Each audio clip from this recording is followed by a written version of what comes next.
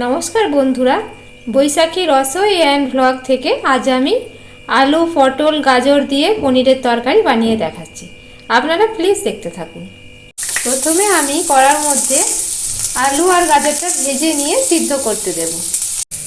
আলু আর গাজরটা আমি সিদ্ধ করতে দিয়েছি আর এখানে আমি পটলটা ভাজতে দিয়েছি। এখন আমি পনিরগুলো একটু ময়দা মাখিয়ে ভেজে নিচ্ছি। ময়দা মাখিয়ে ভেজে নিলে পনিরগুলো কড়াইয়ের মধ্যে চিপকে যাবে না। কড়াইতে আমি তেল নিয়ে তাতে 5 ফোড়ন, একটা শুকনো লঙ্কা, তেজপাতা দিয়েছিলাম।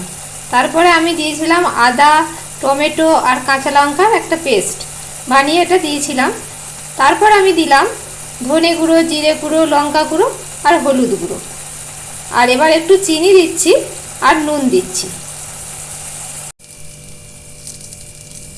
মশলাটা আমার কষানো হয়ে গেছে। মশলাটা কষিয়ে নিয়ে এই যে আমি সিদ্ধ করা আলু গাজর ওটা দিয়ে দিয়েছি, আর ভেজে রেখেছিলাম পটলগুলো ওটাও দিয়ে দিয়েছি, আর একটু পনিরও দিয়ে দেবো। দিয়ে এটা চাপা দিয়ে ফুটিয়ে নেব। ঘি আর ভাজা মশলা দিয়ে আমি গ্যাসটা অফ করে দিলাম। এটা আমার রেডি হয়ে গেল।